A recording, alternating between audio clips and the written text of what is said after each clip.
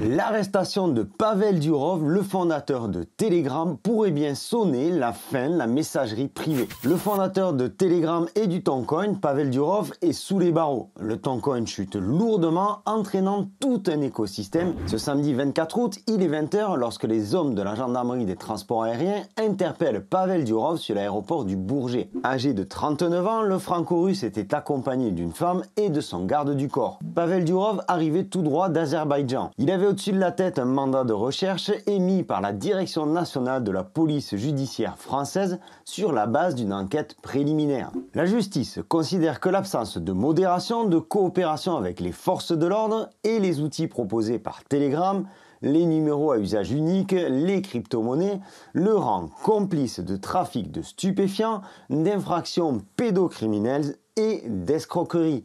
Ce qui pourrait à terme entraîner la fermeture de Telegram. Je vais y revenir un petit peu plus loin dans cette vidéo. Parce que tout ça, c'est pour la partie émergée de l'iceberg. Ce mandat de recherche courait si et seulement si Pavel Durov se trouvait sur le territoire national. Voici ce qu'a déclaré l'un des gendarmes proches de l'enquête. Il a commis une boulette ce soir. On ne sait pas pourquoi. Est-ce que le vol n'était qu'une étape? En tout cas, il est coffré. Personnellement, je ne crois pas une seconde que Pavel Durov soit suffisamment con pour venir en France en étant sous le coup d'un mandat d'arrêt sans savoir pertinemment ce qu'il fait. Selon BFM TV, Pavel Durov a été inscrit sur la liste des personnes recherchées quelques minutes avant son atterrissage à Paris et à ce moment-là, un mandat d'arrêt a été émis. En avril 2024, Pavel donnait une interview au journaliste Tucker Carlson, dans laquelle Pavel a évoqué l'élaboration par Telegram d'un plan d'action au cas où lui-même serait arrêté. Le plan comprend un certain nombre d'étapes visant à maintenir le fonctionnement de la messagerie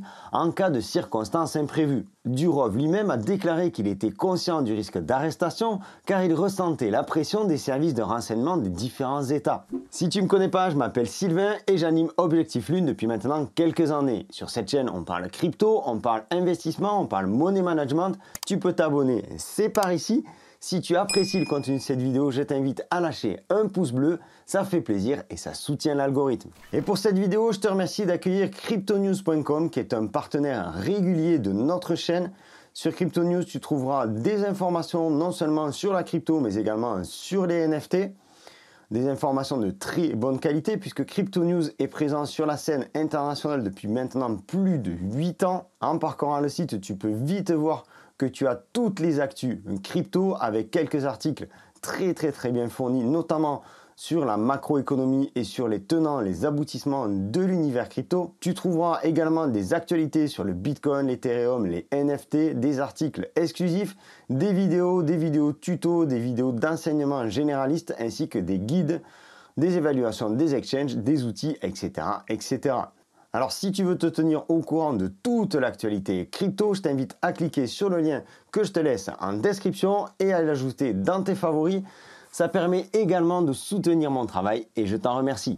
Je t'ai parlé plusieurs fois de Pavel Durov et de tout l'écosystème Ton Telegram sur cette chaîne. Mais revenons tout de même sur qui est Pavel Durov. D'origine russe, l'entrepreneur vit désormais à Dubaï, aux Émirats Arabes Unis, où se trouve le siège de Telegram et possède la citoyenneté de 4 pays, la Russie, Saint Kitts et Nevis, un pays insulaire de la mer des Caraïbes, la France et bien entendu les Émirats Arabes Unis. Durov a cofondé Telegram avec son frère en 2013, Telegram qui compte désormais environ 900 millions d'utilisateurs. Durov a aussi créé la crypto-monnaie Toncoin. Le Toncoin qui est en chute libre depuis la nouvelle et ça se comprend, je te partagerai en fin de vidéo mon analyse sur le Toncoin. Le Toncoin a d'abord subi le même sort que Ripple à son lancement vis-à-vis de la SEC, le gendarme financier américain. Finalement, Pavel s'est officiellement détaché du Toncoin et c'est aujourd'hui la fondation Ton qui a pris le relais. Actuellement, la fortune de Pavel est estimée à 13,9 milliards d'euros.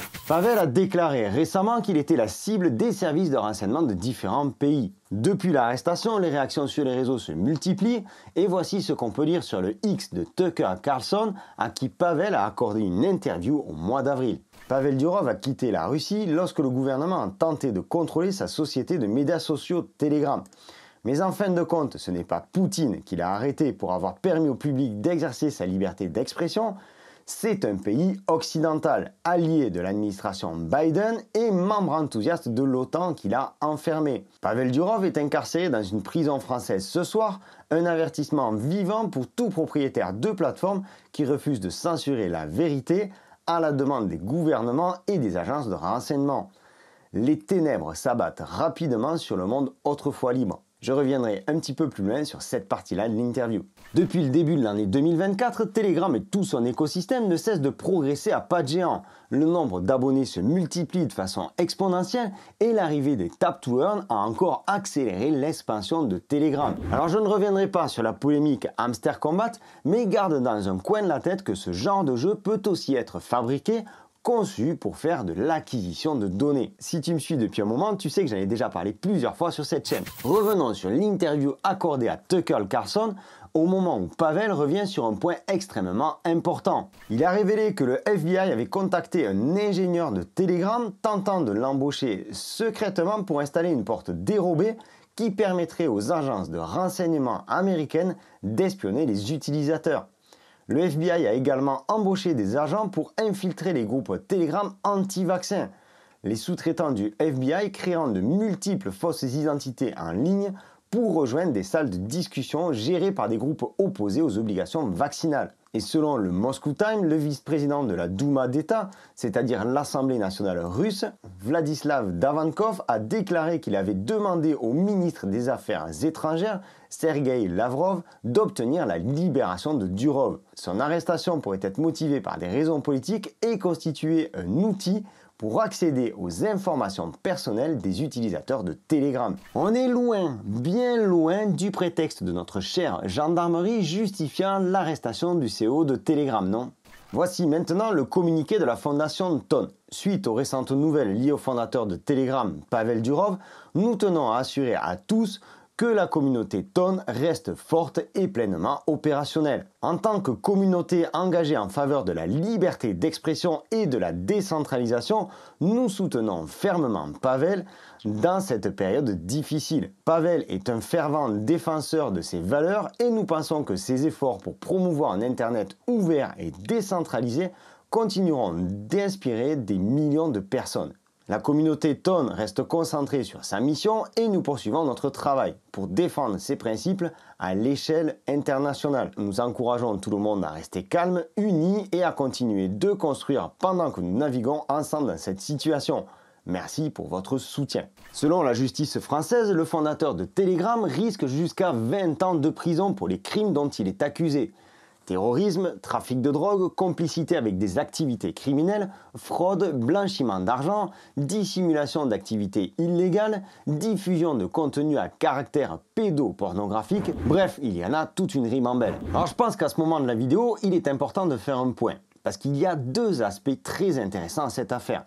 L'aspect politique international avec la Russie d'un côté, parce qu'on s'est toujours demandé si finalement Pavel n'était pas un espion russe quelque part, ou du moins utilisé par les Russes. Est-ce que la messagerie cryptée l'est vraiment?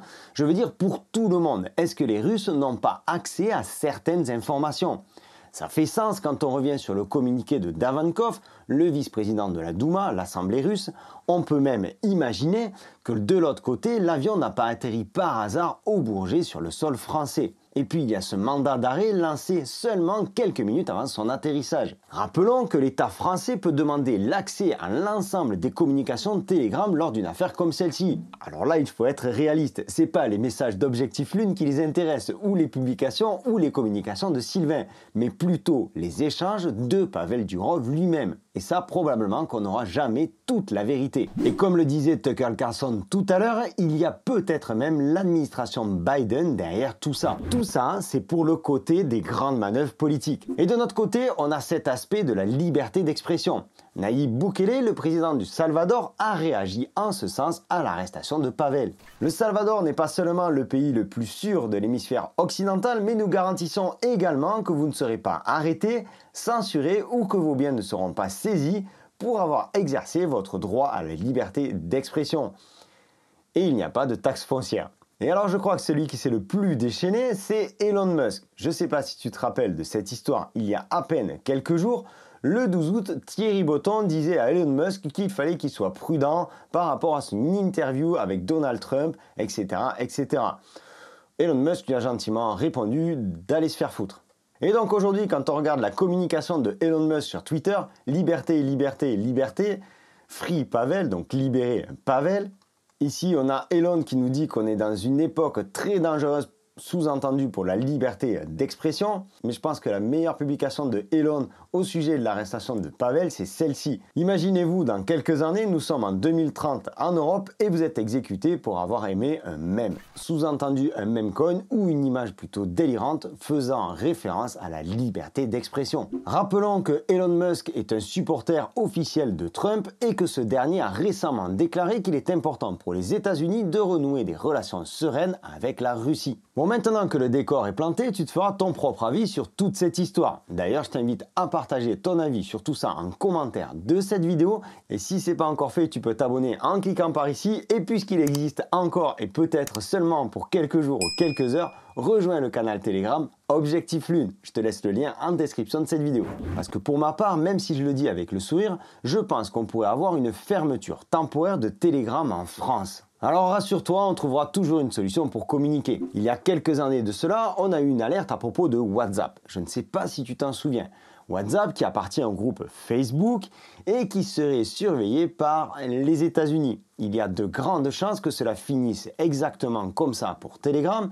Ce n'est que mon humble avis, mais Pavel Durov ne semble pas en mesure de faire autrement aujourd'hui. Donc fermeture temporaire peut-être possible le temps d'une mise en conformité. Ou alors peut-être simple réduction de notre liberté. Bon, clairement, ça fait chier. Mais si tu me suis sur Objectif Lune, tu sais que c'est un outil de travail pour moi. J'y raconte mes aventures en crypto, je t'y partage des bons plans et j'essaye de modérer au maximum. Parce que oui, tu ne le vois peut-être pas, mais il y a régulièrement des personnes mal intentionnées qui viennent proposer des cartes de crédit type YesCard, de la fausse monnaie et toutes sortes d'arnaques. Et ça se passe sur le groupe Telegram Objectif Lune. Donc j'imagine l'étendue de Telegram aujourd'hui et je vois bien le bordel que c'est. Bref, un peu de ménage ne ferait pas de mal. Ça reste mon humble avis et c'est tout de même dommage que ça se fasse au détriment des personnes qui ont une utilisation conforme de Telegram. Du côté du Toncoin maintenant, je t'avoue que je suis moins positif. On va de toute façon avoir des conséquences sur l'ensemble de l'écosystème Toncoin Telegram. Est-ce que cette arrestation ne serait pas aussi pour mettre à mal l'un des écosystèmes crypto les plus prometteurs ? Sans faire de bruit, le Ton s'est hissé parmi les 10 plus grosses capitalisations crypto. Et même si ça peut te paraître anodin, ça compte, les doutes autour de Hamster Combat n'ont pas fait une bonne publicité à Telegram.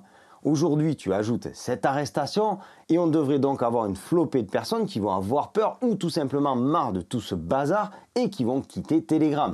Et puis toutes ces histoires de trafic, si elles sont mises à mal, qu'on le veuille ou non, ça fait quand même tourner une partie de l'écosystème. Donc si tout cela disparaît, j'ai envie de te dire tant mieux, mais cela aura certainement un impact sur le cours du Ton. C'est même plutôt évident. Du côté de l'analyse technique de Ton, on voit qu'on a eu une belle hausse entre le mois de mars et le mois de juin 2024, qu'on a cette zone de support aux alentours des 4,70 qui pour l'instant a tenu 2 fois et je pense qu'on va se réorienter sur ce support-là une 3e fois. À nous de surveiller à ce moment-là si ça finit par casser ou pas. On a quand même eu de gros volumes d'échanges entre hier soir et ce matin au moment où je tourne cette vidéo. N'oublions pas que le rebond ici est lié uniquement au fait que Binance a listé le Toncoin. Sachant que Binance est la propriété des Chinois qui sont copains avec les Russes, on peut aussi penser qu'à ce niveau-là, il y a forcément une cause et une conséquence. On voit ici se dessiner un triangle qui pourrait trouver une issue plutôt vers le bas. Donc vraiment à surveiller cette zone des 4,78. Pour ma part, je regarderai si à ce niveau-là, je re-rentre sur le Toncoin ou pas. Et certains y verront même ce que l'on appelle une figure chartiste type épaule, tête et épaule. Donc avec la possibilité d'un retour ici sur les 2,70. Je t'invite donc à la plus grande prudence avec le Ton. Tu sais pourtant que c'est une crypto que j'affectionne particulièrement. Mais aujourd'hui, s'ils ont décidé de casser le projet Toncoin, il faut quand même en tenir compte. Ceci étant, il est encore très tôt pour se prononcer sur l'avenir à long terme à propos du Toncoin. Je t'invite donc à rester connecté à l'actualité autour de cette affaire d'arrestation parce qu'on pourrait aussi avoir un très bon point d'entrée sur le Toncoin. On va finir sur une note plus cocasse à propos de tout ça. L'un des chefs d'accusation retenus contre Telegram serait la diffusion de matchs de football sur des canaux pirates. Environ 300 personnes seraient abonnées à un canal permettant de voir des matchs de football pour un prix défiant toute concurrence. 300 personnes sur 900 000, l'État français a parfaitement raison de prendre cette affaire vraiment très au sérieux. Reste une chose importante, Pavel ayant la nationalité française, il sera donc jugé sur le territoire national et il encourt tout de même jusqu'à 20 ans de prison, sauf s'il négocie. Une dernière information en guise de rébellion, lors de l'interdiction de Telegram en Russie en 2018, Durov a appelé à lancer des avions en papier en signe de digital résistance. D'où le logo de Telegram. C'était Sylvain pour Objectif Lune, j'espère que cette vidéo t'aura plu, j'espère qu'elle t'aura apporté des éléments de réponse autour de toute cette affaire. Je t'invite à la liker, je t'invite également à t'abonner si ce n'est pas encore fait. Laisse-moi un commentaire sur ce que tu penses de toute cette affaire ou plus globalement de mon travail. Je te souhaite une excellente continuation, prends soin de toi et de tes cryptos, je te dis à bientôt, ciao!